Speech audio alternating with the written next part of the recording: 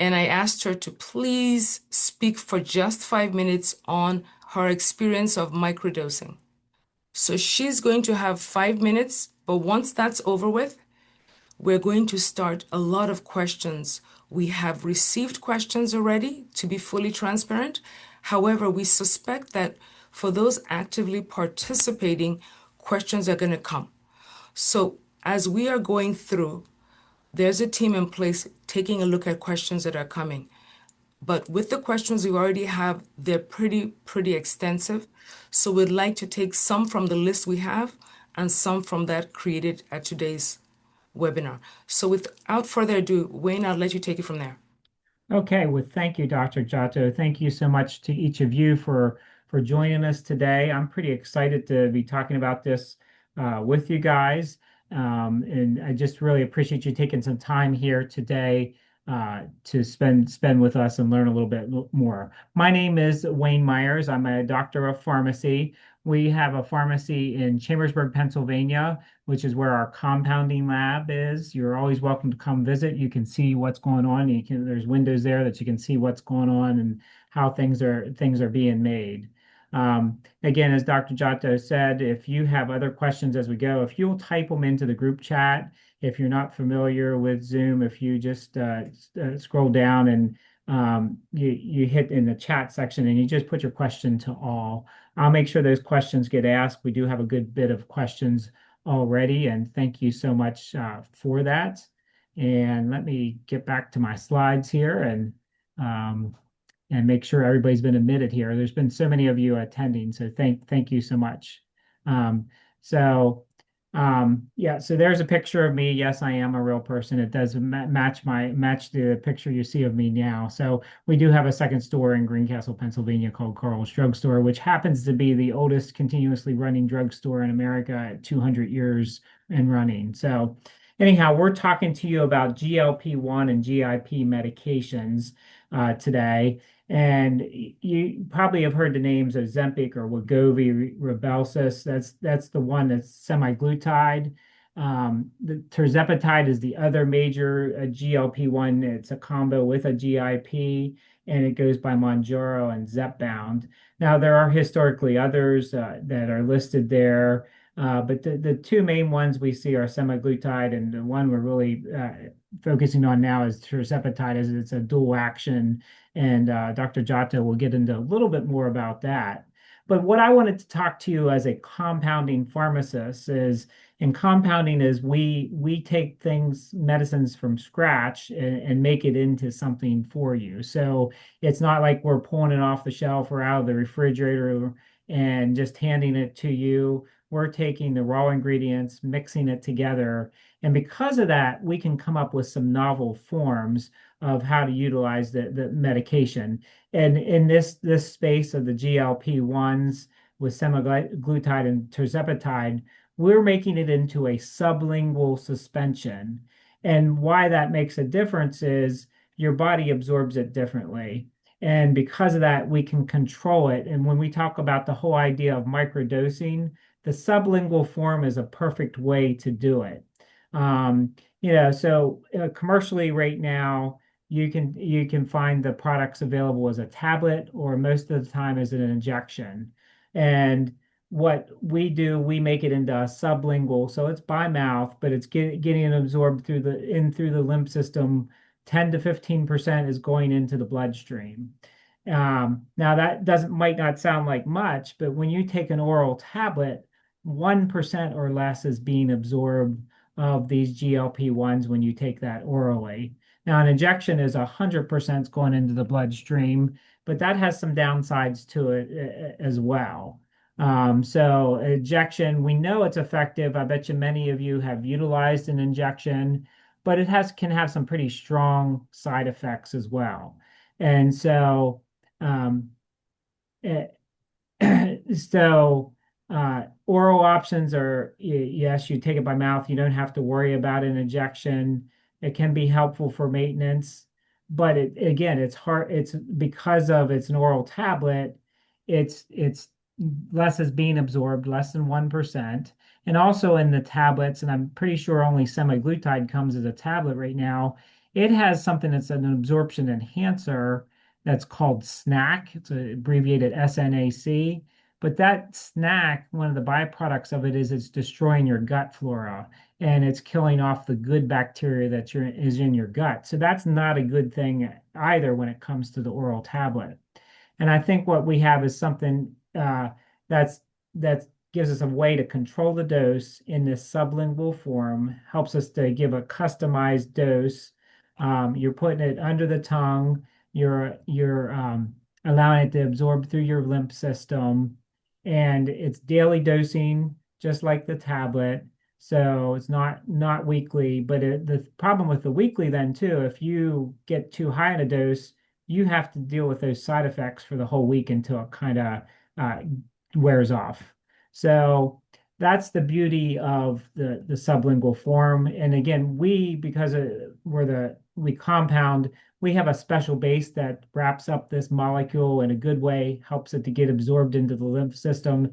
The base is called submagna, and it really gives an advantage to the using tirzepatide or semaglutide in a sublingual way. Um, Again, side effects, and Dr. Jatto will talk on this a little bit more. When you get too much too fast, you get a higher peak of that drug in the system. You're more likely to get the side effects, the nausea, the acid reflux. But when we do daily dosing, we can do steady dosing. It's then better tolerated as well. I'm not saying you would never get any side effects, but I think this is a better way to control those side effects. As I've thought about the injectable and the oral tablets, the sublingual suspension, I kind of think of Goldilocks and the Three Bears. We got Papa Bear, the injection that's maybe too much, and then we got Mama Bear that's too little, but then Baby Bear that's kind of just right. And I think when it comes to microdosing, that sublingual form is that just right form of it. So all of these medications are tools. The delivery does change the experience. And this gives us another option when it comes to sublingual forms of these GLP-1s that can create hopefully a better fit, getting us to that just right form of our dosage medication. So with that, I'm going to turn it back to Dr. Giotto, and you just let me know when you need to advance the slides. Sounds good. Wayne, I want to thank you so much for that kickoff. I saw people scribbling notes, so that's exciting. People are actually paying close attention. I think we're living in exciting times, no question about it. There's no doubt that it has become nothing but a joy to be practicing right now. I can look back 25 years ago and we didn't have these options to begin with. So it's exciting times. The knowledge is furious, fast coming. There's so much evolution that what we're going to do today is keep it as simple as possible, but share with you outside of the scope of weight. I want us to kind of maybe take a bigger view and think more along the lines of the healthcare, think more along the lines of prevention of chronic diseases, think more along the lines of longevity. So in anything you're doing, the optimum goal is to be in good health, to feel well, to be able to live the quality of life for as long as the guy upstairs decides you're here to stay. So anything you're doing, in my opinion, has to follow those, what I call key guidelines. And what we're going to do first is maybe understand just a little bit about what they're doing in your body. So the GLP peptide and GIP are endogenous, meaning that we all make them. We all make them. There are many more gut peptides than the two we're discussing. And I would love us to all keep paying attention because in the next couple of years, you're going to be hearing conversations about other peptides in the gastrointestinal system that have added benefit to beyond just what GLP and GIP medications do. They are secreted in our gut lining and they do help with our appetite. When they're well secreted, they do help us get satisfied. And so that's the satiety. They also are wonderful messengers. They communicate with about every cell in your body. And this was a part that we didn't quite understand. And so everybody's hearing about psychiatric doctors and cardiologists talking about the benefits of GLPs and GIPs. That's because every cell in your body has a receptor to understand its utilization of this peptide with its instructions on what to do. So for the standpoint of weight diabetes management, we clearly see some regulation of appetite. We clearly see some even improvement of blood sugar, and there's improved satiety and digestion. So these medications are currently mimicking our natural pathways. So this is a metabolic job it's doing and not just a weight reduction job. So let's keep that in mind, that there will be exposure to brain cells, to heart cells, to kidney cells. And so there is a structure in place in our bodies where they are creating a positive effect in different locations. Next, Wayne. So next slide, Wayne. Thank you. So as I was saying, they do reduce hunger signals. And by reducing the hunger signals, as we call it food noise, your food intake does go down. It does slow your gastric emptying. So that means that you're eating less food. It does stabilize the pancreas's insulin production towards meals. And by stabilizing that, we're also seeing the blood sugar levels stabilize.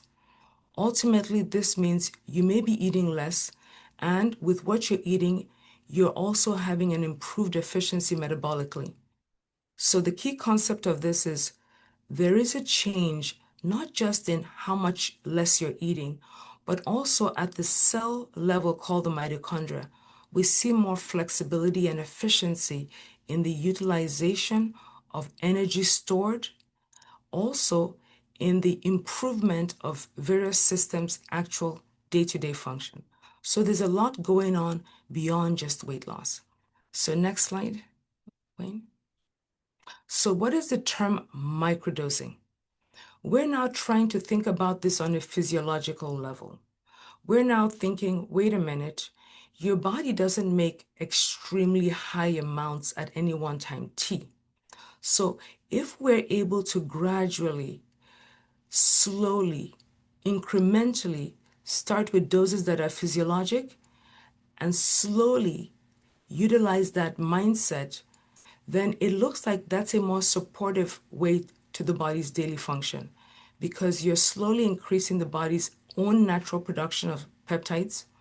And this adjustment allows for less of a side effect profile, more of a positive benefit in terms of fat burning, muscle building, and now we're discussing even at the bone level, there is a response to an anabolic, which means a growth effect when dosed low and dosed slow. So the clinical pearl and the clinical take home is it does matter when you have, before starting, whether it's injectable, oral, sublingual, a personalized approach so that upfront, out the gate, you can optimize things like nutrition, sleep, lifestyle. That will add to the ability to not have to ramp up doses to achieve the same benefit because it becomes more integrative.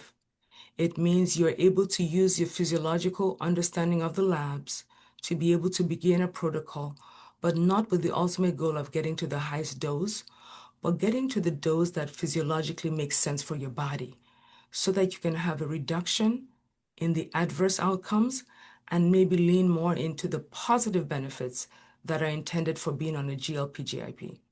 So I'll have you let's go to the next slide. So what do I mean by an integrative perspective? I am board certified as an internist, so that means like a typical PCP, we have that structured training. But being board certified in lifestyle medicine and board certified in anti-aging and regenerative medicine, that gives me a unique perspective. That means that I'm looking for a holistic understanding of the individual's overall wellness and care. I am more interested in not rapid weight loss, but wellness, understanding that when you lose weight, we have to make sure it's the right thing we're losing, which is fat loss and not unintended muscle loss or rapidly causing a rebound slow metabolism or having a rebound weight gain and eventually getting more insulin resistant. So an integrative focus means leaning into your lifestyle strategies, being willing to partner in understanding a nutritional plan that best supports your long-term wellness journey, not weight loss, long-term wellness journey. Make sure we do not cause harm by losing a key component of your metabolism, which is your muscle. Making sure that we can optimize, meaning get the dose right so that your body responds positively, not just in weight loss, but in a longevity pathway of better health. We want you to continue, of course, losing fat, especially visceral fat, which we believe increases our risk for things like diabetes and heart disease and kidney disease. But we also want to make sure that long term, you are not stuck in a position of high doses because nothing else has been put in place and all you have is a medication that may or may not be dipping into muscle mass and thereby causing your metabolic rate to invariably become a little lower than you intended. So next slide. So there's no doubt that there's no way that one standard dose can fit all. It's not possible. We all come with genetics involved, lifestyle differences. We all have our different body types. Age is a factor. Depends on where you are in your hormonal journey. For women, it's very important. You could be a good eater and literally try to keep active, but may find that you get into your 40s without doing anything differently, you're changing. So we have to see all these as what I would call individual needs and not a one-size approach fits all. I feel strongly about the focus. I think the ultimate goal for all of us is to live well and to be well. And so I'm really always pushing the narrative not to focus on weight loss, because in of itself, that tells me the picture is not big enough and not broad enough. So there's got to be a personalized approach. There's got to be an understanding of what's called root cause medicine, which means that two people can have hypertension, but two people may have different reasons for hypertension. So you can't take the same pill and give the same two people for blood pressure the same dose and expect a different outcome. So I would argue that when you use that analogy, then we have to think that through in root cause medicine when we're thinking about coming up with what I would call the right fit. We want to make sure that the ultimate goal is long-term health, reduction in medical chronic diseases that will impact our longevity, and that we can ultimately look back at how many things we've been able to prevent disease-wise. So next slide. So I think it's important to acknowledge that it also has been a good thing to see that there's so many ways that you can access GLP, GIP. I don't think it's a bad thing. I mean, you can access online. You have many big national telehealth platforms. You now have access, of course, through your primary care provider, which is good. We even have Amazon jumping into the foray, which means that you literally will be able to make a procurement. But let's take a step back and think about this really. Many of these platforms and or strategies may not have what I call the inbuilt tools to have your body advanced into an analytical component. That means that a step in precision medicine could be not a priority. We do have to accept that hormones play a role in our weight gain or loss. Our nutrition or absorption of nutrition or malnutrition plays a role. Our lifestyle, not just negative lifestyles, even the positive lifestyles that we've come to understand may not be the exact ones that should work for us at this chapter in our lives. Also, your cardiac and metabolic pathways, that should be assessed, along with a curiosity to look at what I call the basic labs, having an understanding of electrolytes, your micro and macronutrients, your hormones. These matter in microdosing because the more information that is put on the table, the easier it is to address areas of need to avoid high doses of medication long term. I would argue that even with accessibility, have good conversations with your providers if doses are adjusted without any clinical oversight or physician oversight. So next slide.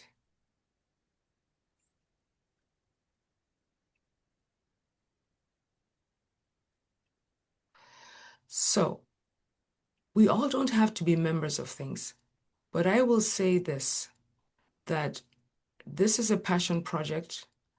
Before I became a physician, as a young medical assistant, 30 something years ago, I worked in a weight loss company. And so I always knew that I was very interested in understanding more. And it's been nothing but a pleasure to see how far we've come. So this is a passion project. This is something I feel and care about deeply. And I would say that the fact that we've gotten so many people involved today just gives me joy. That if nothing happens and we all come out more knowledgeable and educated, this to me feels like a win. So I'm really excited to see what types of questions we're going to eventually be going through today. So let's see if I have any other slides of this is it. Whoa, this is it. So what I'd like to do, Wayne, I would like you to look for a lady by the name of Ursula. If you can unmute her, Ursula, I would like you to just spend 5 minutes and just share a little bit of your journey. Yes, she's a patient of mine, but I think that all of us can relate to some parts of her story. I thought this would be something nice to do. So I'll have you share your story for a few minutes, and I think I'd love us to get into questions right after that. I think Ursula, yeah, you go ahead and you unmuted yourself. You can go ahead. Yeah. Thank you. Can you hear me? Yes. Yes. Okay, good. Okay, so I'm Ursula Holmes, and as Dr. Jatto said, that I am one of her patients, and I was one of her patients before I started my weight loss journey. I came to her on a referral from my doctor who retired, and he said, you know, she's a really good doctor, so I started seeing her, and she's been great. About 3 years ago, I went to Dr. Jatto. My husband and I started trying to lose weight, and of course, it's falling off of him very easily. But for me, I'm sitting there like it's not really doing much for me. And so I went to Dr. Jatto and I said, "Listen, I can lose weight, but I can't keep it off. Is there something wrong with me, medically speaking?" And so she ran some tests for me, and, my body mass, weight, how my weight was described. And I just happen to have all my papers here because I like to look back at them sometimes. But when I started with her, I had already lost like 20 pounds on my own. And my body fat percentage was over 50%. Over 50% of my body weight was from fat. And I had no muscle mass to help keep my weight down. And so she talked to me about the GLP. I talked to my husband about it, and he is like, if you think it'll work for you, why don't just try it. If it doesn't work, then we'll, try something different. So I started with the GLP-1, the injection once a week, and all that food noise went away for me because I was the type of person that if I just finished making breakfast and eating breakfast, I'm already thinking about, well, what am I going to have for lunch? And when I would eat lunch, what am I going to have for dinner? And then it's, snacks and things like that. And oh, wow. Thank you. That's funny to see. It's funny because the first picture there is me probably at my heaviest. And then the one at the end is me in that same exact outfit. Because I would wear that same outfit to every appointment until it just got to be too, because I wanted to have the same exact thing on when I got weighed. I'm weird that way. But then the one in the middle is where I made some changes in my clothes because I couldn't keep wearing the same thing. So now that's my weight loss appointment. And so with talking with Dr. Jatto, doing the GLP-1, talking about my nutrition and what I should be focusing on as far as eating and getting my protein intake up because you need the protein to keep your muscles. Uh, and I joined the gym. My husband and I, we started going to the gym, and I focused primarily on cardio in the beginning. And as I kept thinking about it, I'm like, I'm not going to be able to keep this weight off if I do not build up that muscle mass. And I'm a person of a certain age, and I don't want to get injured trying to do something I don't know how to do, like lifting weights, doing the strength training. And so I started going to a different gym where they had personal trainers. And then I have a personal trainer who walks me through lifting weights, making sure my form is correct, um, just because I didn't want to injure myself and have a setback. I have, as I was talking about my nutrition, trying to eat right, I cut out alcohol for the most part. I'm not saying that I cut it out completely because I didn't. I really haven't cut out any food groups. And if I want an ice cream, I'm going to have an ice cream, but I'm not going to overeat with the ice cream and I'm not going to have it every day just because I know that everything I put in my mouth, I have to work off at the gym. And ultimately, I'm lazy. I don't like going to the gym, but I know it's a necessary part of my health journey because I have to do it. Otherwise, I'm just going to, you know, gain weight again. And I don't want to gain weight again. I'm where I want to be right now. And I plan to stay that way. I've done different things as far as meal prep, intermittent fasting.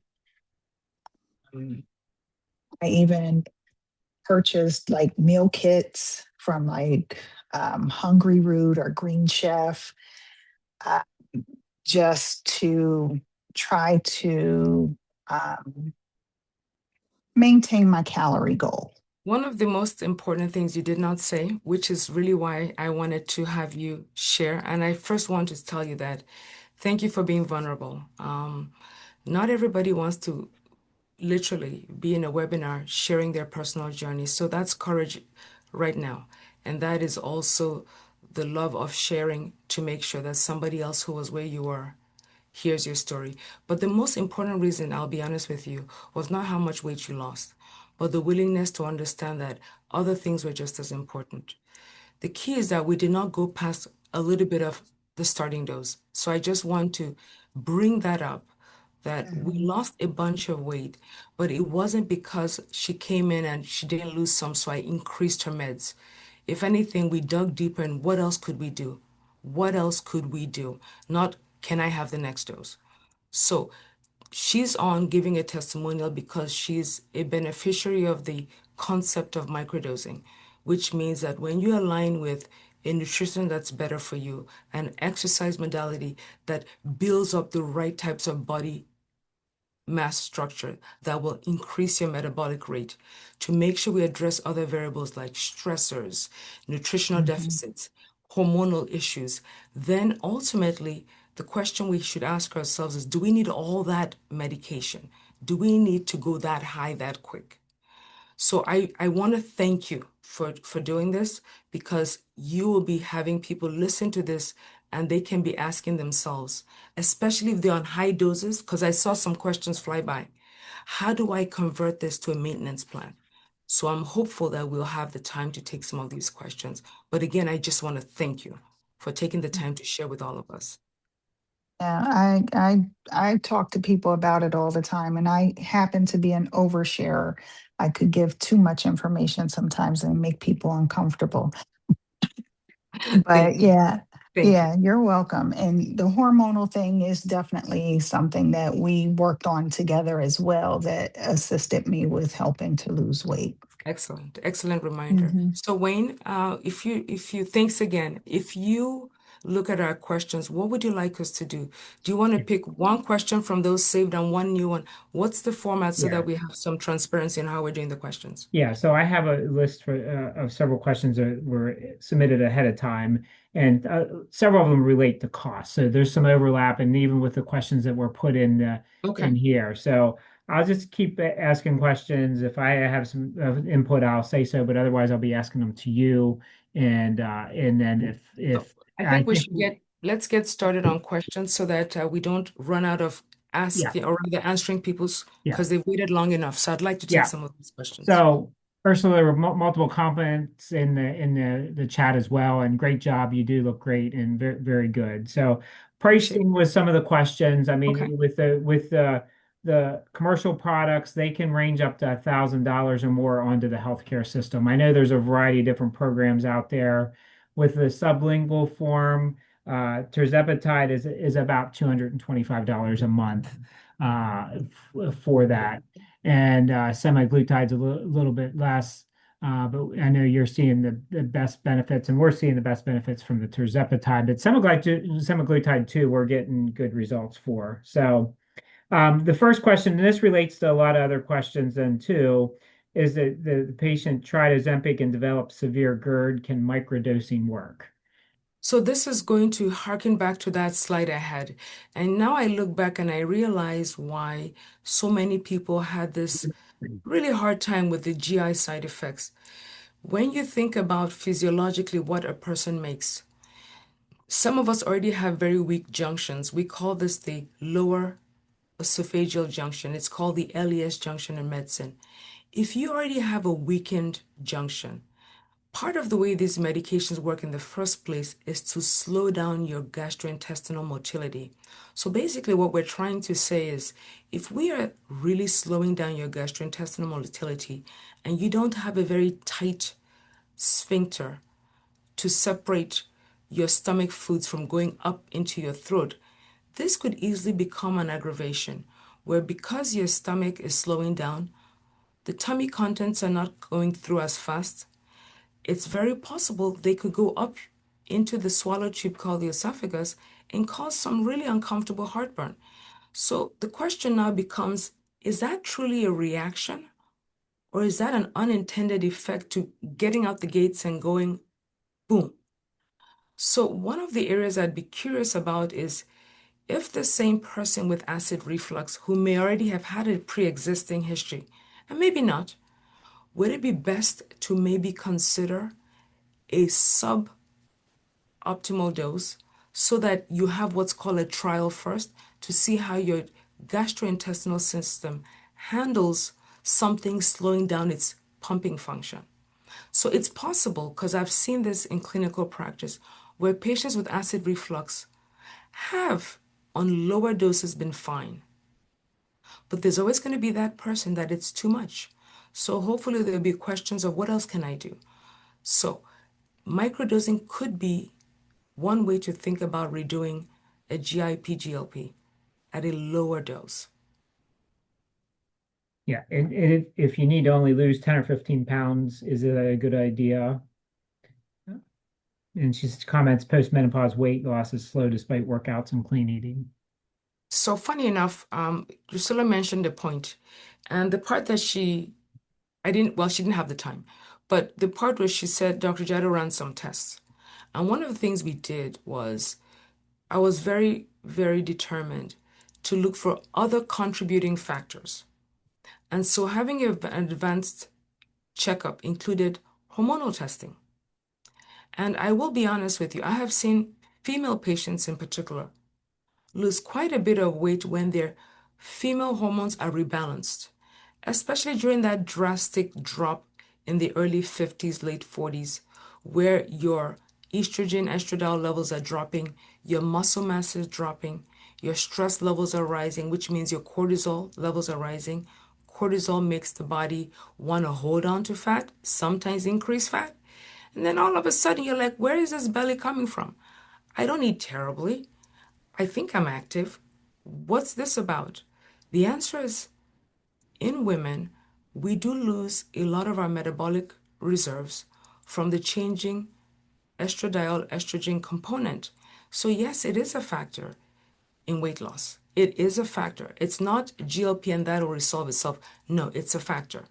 And that's why I feel passionate that if somebody wants the bigger picture of what's my precise strategy, then your clinician should be interested in looking at you as an entity, an wholesome entity, and not, I'm going to give you some incretin peptides to lose weight when you may have a significant disruption from a hormonal basis.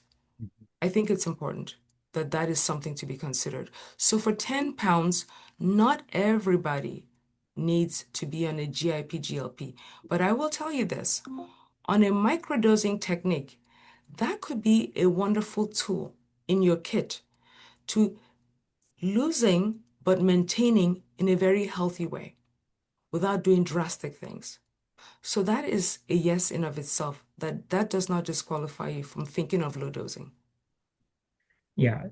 And, next question is, what are the long-term side effects of GLP-1s? And this kind of goes along with a question of they started on Ozempic, has lost the weight. Do they need to be on that forever? This is so I'm going to answer the question with just a bit of information. We clearly have about 25, 30 years because in all fairness, medications that are coming out from the GLP family started in the realm of diabetes. And so we have that information out there. We also know that we've had diabetic patients who've been on GLP GIPs for their management of disease and as a byproduct lost weight and maintained. But I will put it this way. To be able to get to the lowest doses and eventually decide to stabilize, then you need to be ramping up on what I call strategies of lifestyle. You have to be that person that's all sold in on wanting to maintain muscle mass. You have to be that person that's interested in making sure you have an understanding of the nutrition that works for you. Not that I'm just doing an intermittent fast, so that should work, or I eat once a day, so I feel that should work. You do want to know where you fit in that continuum because one of the things I'm very concerned about is we have seen some unintended side effects of significant muscle loss, significant muscle loss, sometimes even a little drop in bone loss. But we have to remember that your muscle is an active organ in your body. It helps stabilize your blood sugar. It helps us with the uptake of sugar after meals. It actually produces hormones called myokines that help our mitochondria work better. This has a wonderful back and forth effect with the brain in terms of that good sense of well-being and satiety. So when you're shrinking that, I could see a scenario where your metabolic rate is dropping without your knowledge because unintentionally you're not eating as much protein maybe. You may or may not be very into being active and maintaining. That the moment it stopped, it is possible that weight comes back. But then the question is, what type of weight comes back? Is that with a proportion of more fat again than muscle? Because that could lead you into insulin resistance and a plateau. And we are seeing some of these cases where people say things like, I was on a GLP, my insurance stopped paying for it.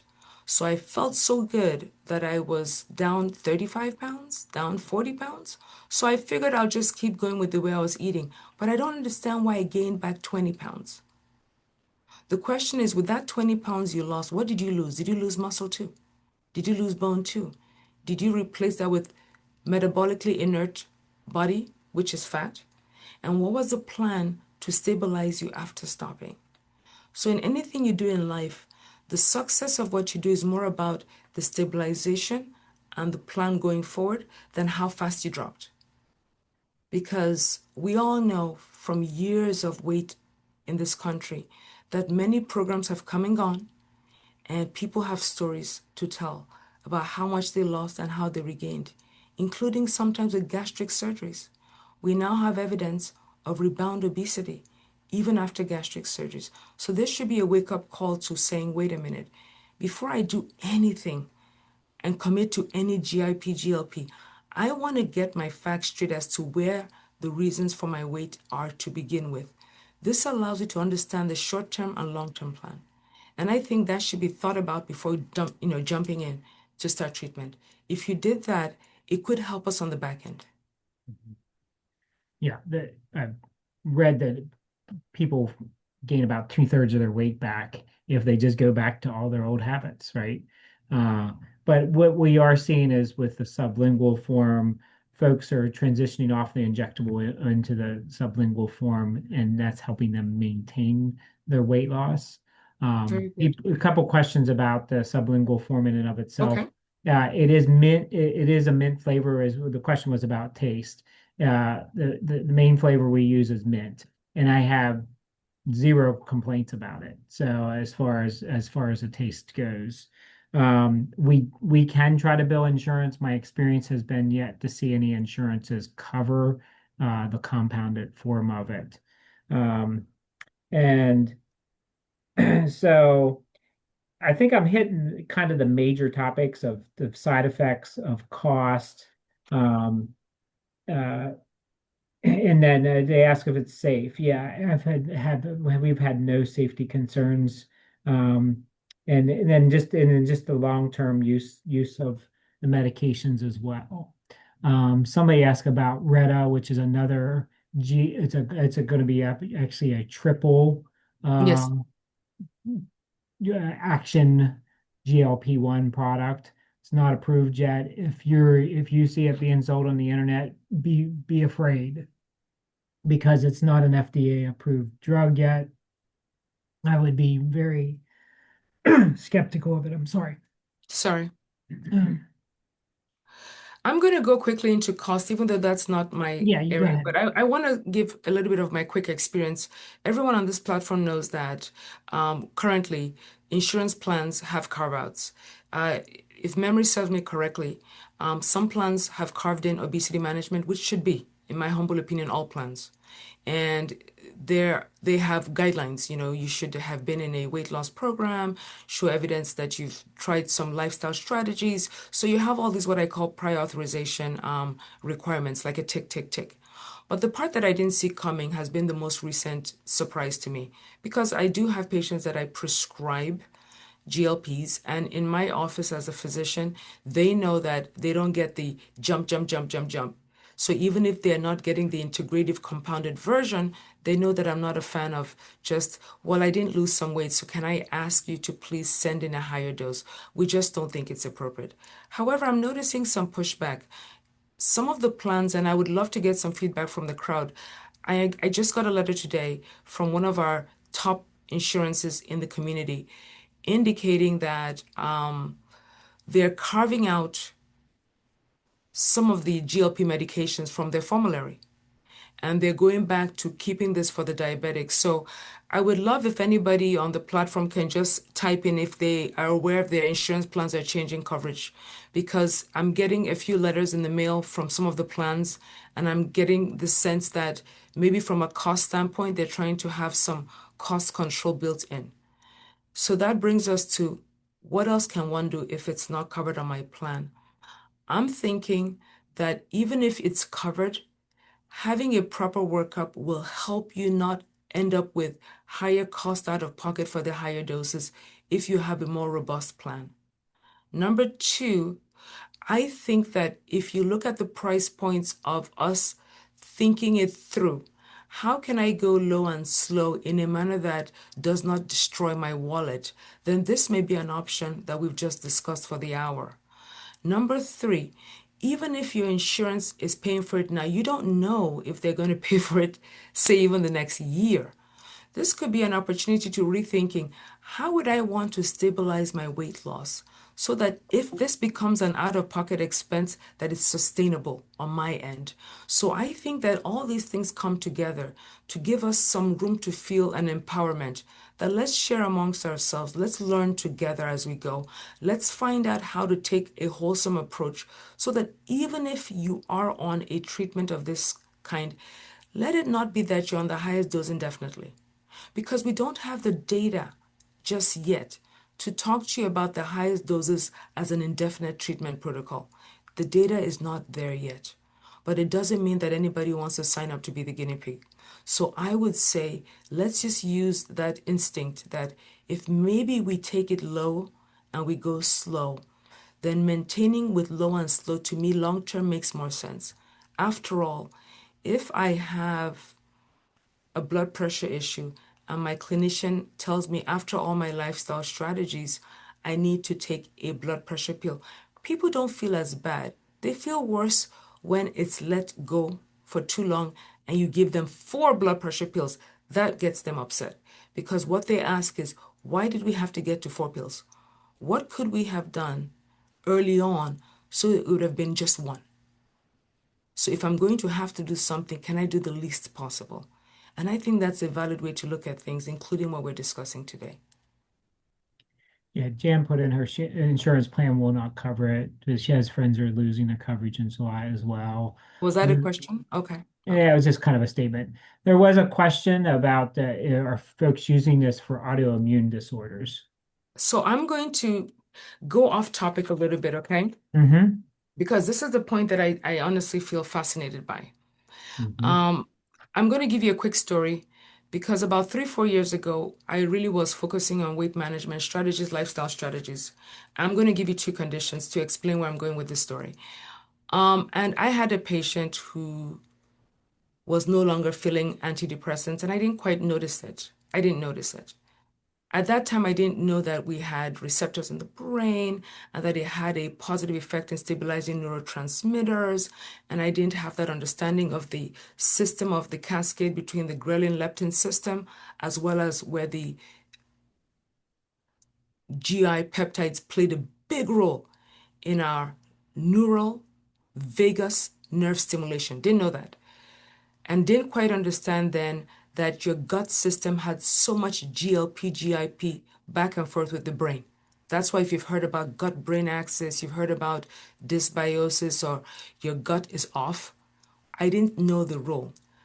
But when I did stop her medication, she came back not for weight, but for the imbalance she picked up on. And then it was only a matter of time I started to notice that there is something to be said with emotional eating, depression, mood-based disorders. So let's be very clear, not FDA approved, I understand that. But I do want to talk about the fact that as an internist, I have the experience to be able to share what I've observed. Autoimmune is a big one. Now we know that the peptides that are produced from the gut system have an interplay with some of the factors that cause inflammation, interleukin 6, TNF factor. These are all various things that we make that can produce an exaggerated response in our autoimmune cascade. Now we know it suppresses, it puts a damp on it. So now we hear people saying, I have less joint aches. We thought it was because they were losing weight.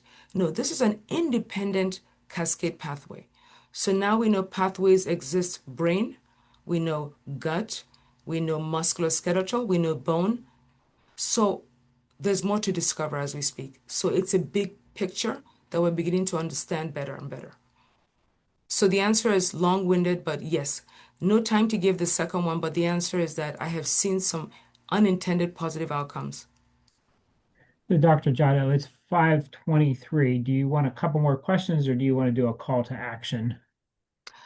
Um, First of all, I want to, is there any question, to be fair, is there any question you don't believe we took at all that maybe we should throw out an answer? Because I want to make sure people do not feel like their questions were not quite answered.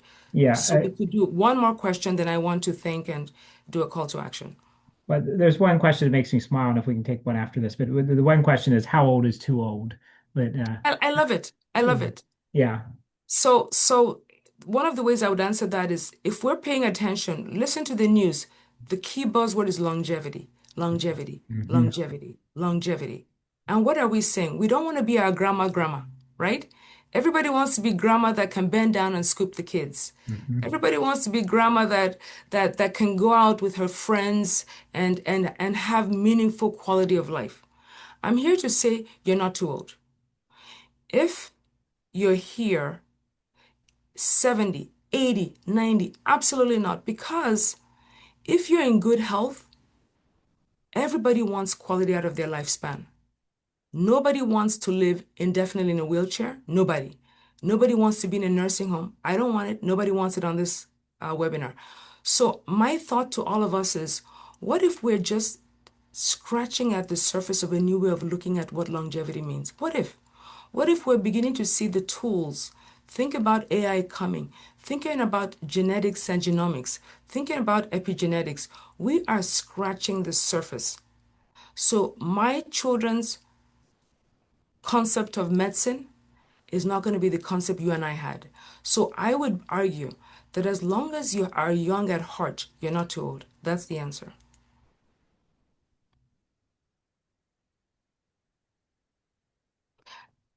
You mute. Sorry, I Okay. I had to unmute myself, but I think we've touched on the majority of the questions. I mean, there's some specific ones, with their certain case and whatnot. But again, I think we've done a pretty good job of touching on these. So why don't you give us a call to action and go from there? So the call of action to be will be each one of us has played many jobs and roles in life. We've either been daughters, sons, parents, now grandparents. I want to say the most investment you're ever going to make is not the house you have, the car you drive, or the clothing you wear. It's going to be your wellness. It's going to be the state of your health as it pertains to your mental well being, your physical well being. And anything that allows you the opportunity to live life well is a win. So, my call to action is I want this to stir in all of us a need, whether you're at your goal weight, underweight, slightly overweight, that's okay. Let's think about longevity and wellness. Wayne is on this call to say that for me, it's important to find what I call reputable people in the community, meaning not a big box store, but people that I can create, I can customize, I can pick up the phone and talk to. I can drive to their pharmacy, which means you're not in the sky filling out prescriptions using you are taking orders and following through on what I ask you to put together. That allows the clarity of the dosing to be tight.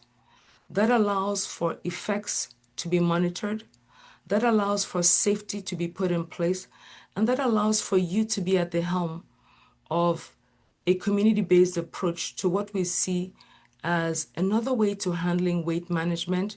But I want to use the word longevity, taking better care of yourself through and through. So this is the call to action. Think about what you heard. Get back in touch with us. Everybody that participated should get an email with a way to contact the pharmacy, a way to contact my office. Remember, it doesn't mean you're joining or you're going to start compounding, but you want to have these tools in your toolkit to know that there are other ways to do this. So we shall follow up, and I promise that we will try our best to have some form of information about where and how you can reach us by email sent to everybody that participated today. I want to thank everybody for taking the time. Today is a day of joy for me. I saw how many people participated. I could not be more joyful. So all I can say is thank you for taking time.